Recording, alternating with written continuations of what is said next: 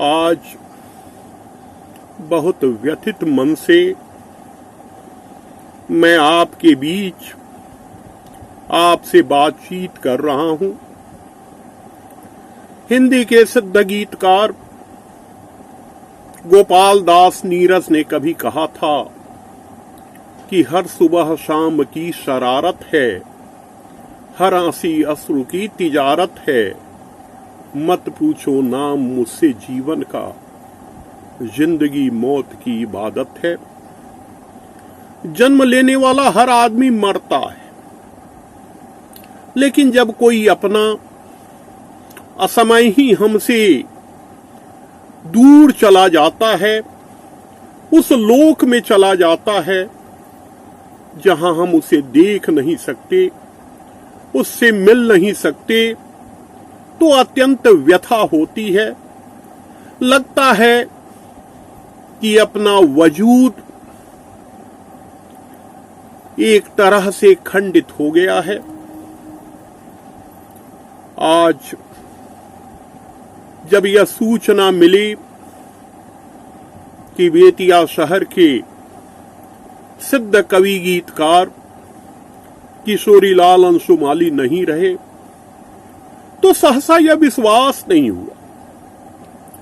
कुछ दिन पहले सुरेश गुप्त जी के सौजन्य से उनसे चलभास पर बातचीत हुई थी।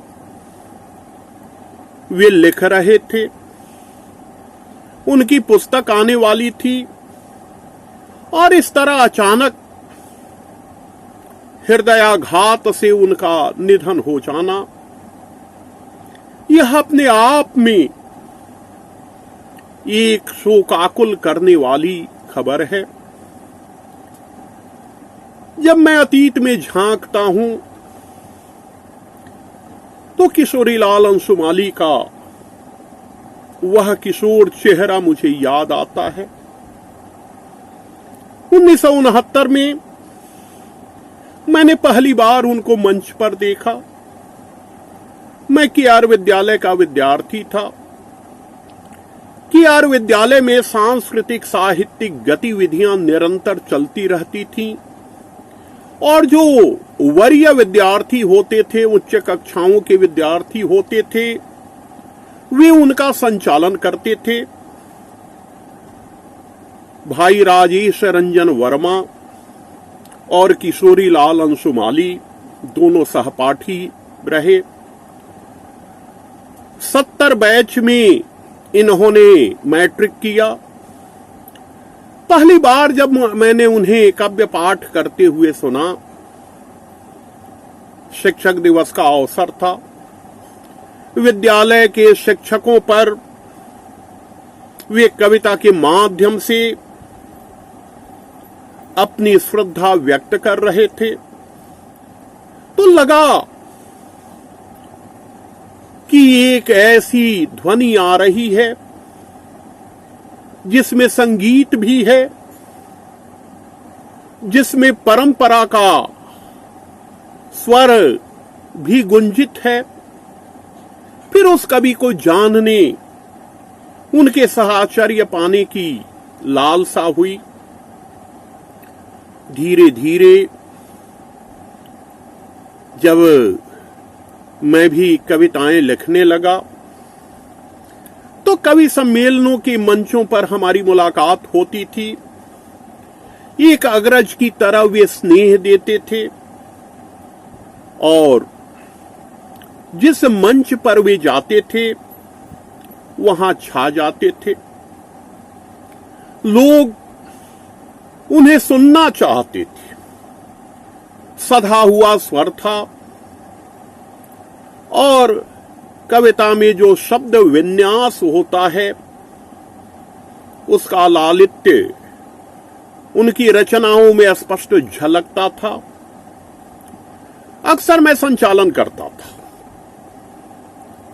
अंशुमाली जी की एक बहुत प्रसिद्ध कविता है कि अंशुमाली बोल रहा है, ताल का पानी डोल रहा है। वे जागृति के कवि थे। जन जागरण के लिए उनकी कविताएं रचनात्मक पहल करती रहीं। वे पेशे से बैंक कर्मी हुए। विद्यालय के बाद महाविद्यालय के मंचों पर भी उनकी सक्रिय भागीदारी रही। जब वे महाविद्यालय में थे, मैं कियार उच्च विद्यालय में था, लेकिन महाविद्यालय में वे और राजेश रंजन वर्मा जी ने रंगमंच को भी जीवित किया। तो अंशुमाली जी का एक पक्ष रंगकर्मी का भी था, जिस पर बहुत लोगों ने ध्यान नहीं दिया है। हम लोग साथ जाते रहे, उनका स्नेह मिलता रहा। वे साहित्य और संस्कृति पर बातचीत करते रहे और उनकी कोशिश रही कि जो नए लोग हैं, जो उनके बाद आने वाले लोग हैं, वे उनसे भी आगे जाएं।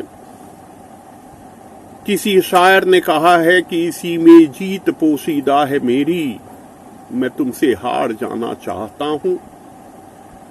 जब कोई कनीय कवि कोई अच्छी रचना सुनाता था तो वे वाह वाह करने लगते थे। एक सहृदय व्यक्ति के रूप में उनकी पहचान थी। पेशे से तो वे बैंक कर्मी थे। बैंक में लंबे समय तक उन्होंने सेवा दी।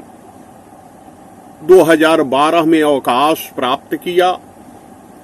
उसके बाद साहित्य साधना करते रहे। उनका पहला काव्य संग्रह संबोधन के स्वर 1992 में प्रकाशित हुआ। पटने के एक प्रकाशक बिहार ग्रंथ कुटीर ने उसे छापा। बिहार ग्रंथ कुटीर कभी बिहार का श्रेष्ठ प्रकाशक माना जाता था। उसने रेणु की भी पुस्तक छापी। उसने अनेक लोगों को छापा, श्याम नंदन किशोर जी को छापा। लेकिन उस समय उस प्रकाशक की स्थिति आर्थिक रूप से डवाडोल हो गई थी।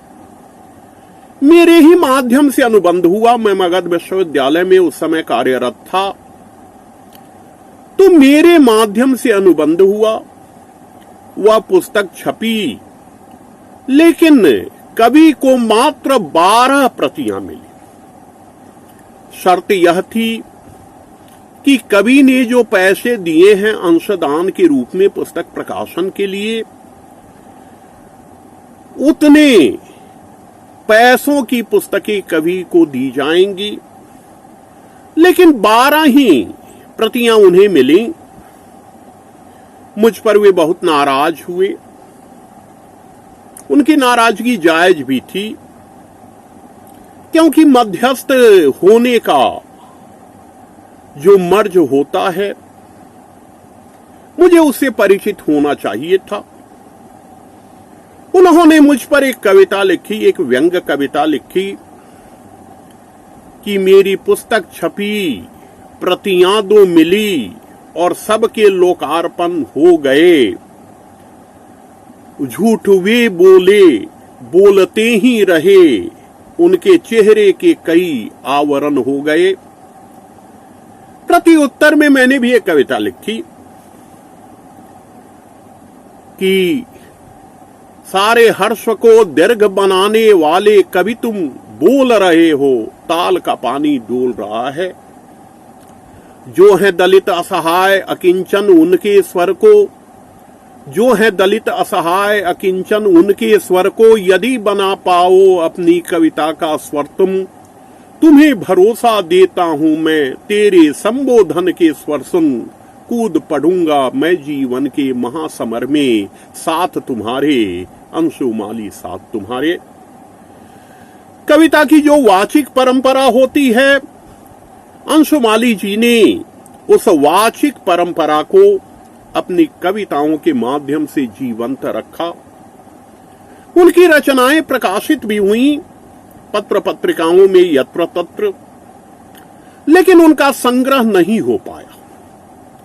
संबोधन के स्वर की प्रतियां 12 प्रतियां आईं तो बहुत कम लोगों तक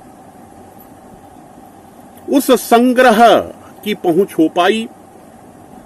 इधर बिहार सरकार के राजभाषा विभाग ने उन्हें पुस्तक प्रकाशन के लिए अनुदान दिया है और उनका एक संग्रह जिसका नाम वे रखना चाहते थे अंशुमाली बोल रहा है।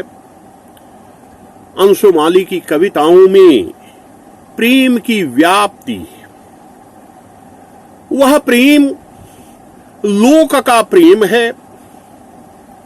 वे प्रतिगामी शक्तियों पर अपनी कविताओं के माध्यम से प्रहार करते हैं।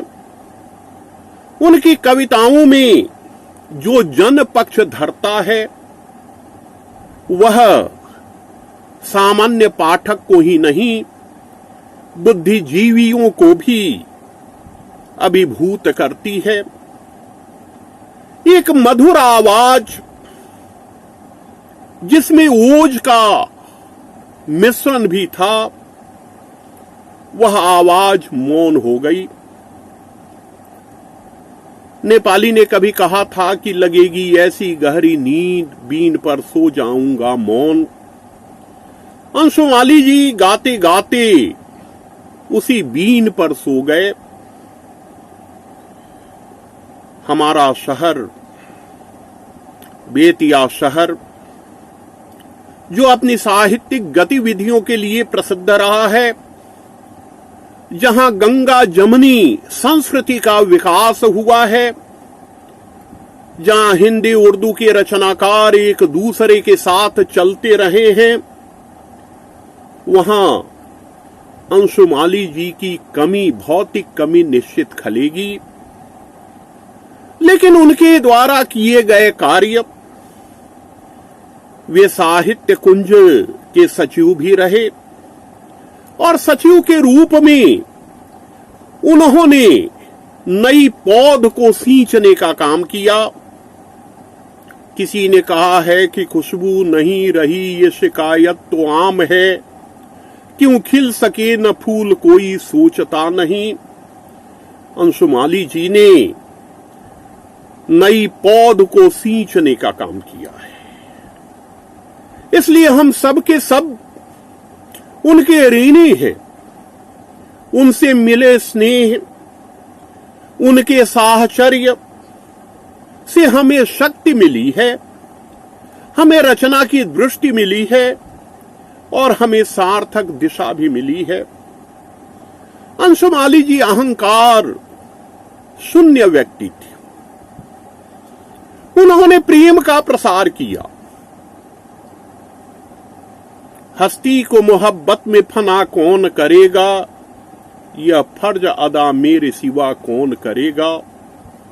तो जब रचनाकार आत्ममुग्ध हो रहे हैं, अपने आप को राष्ट्रीय से अंतर्राष्ट्रीय स्तर का रचनाकार घोषित कर रहे हैं, उस समय साहित्य के इस मौन साधक को, जो साधना का दीप बनकर निरंतर जलता रहा और वातावरण को आलोकित करता रहा, उन्हें मैं अपनी विनम्र श्रद्धांजलि देता हूं। हमारे गुरु श्यामनंदन किशोर की एक प्रसिद्ध कविता है जिसकी पंक्तियां हैं कि बाहर भी भीतर का दर्द छंद फूटेगा, जहां कहीं जाऊंगा देश नहीं छूटेगा, अपनों की प्यार भरी यादों की खींचतान, भूलों की मेरी यह चादर या मट मैली, होगी जब तार तार मैं नहीं रहूंगा, फूलेगा हर सिंगार मैं नहीं रहूंगा, झूमेगा द्वार द्वार मैं नहीं रहूंगा। अंशुमाली जी भले भौतिक रूप में हमारे बीच नहीं हो, लेकिन उनका कृतित्व जीवंत रहेगा, उनका स्मरण दिलाता रहेगा, हमें टोकता रहेगा, हमें रचनाशील बनाए रखेगा। आज मैं उनके प्रति अपनी पूरी श्रद्धा निवेदित कर रहा हूं और मैं अपने शहर की ओर से भी, साहित्यानुरागियों की ओर से भी उन्हें विनम्र श्रद्धांजलि अर्पित करता हूं। धन्यवाद।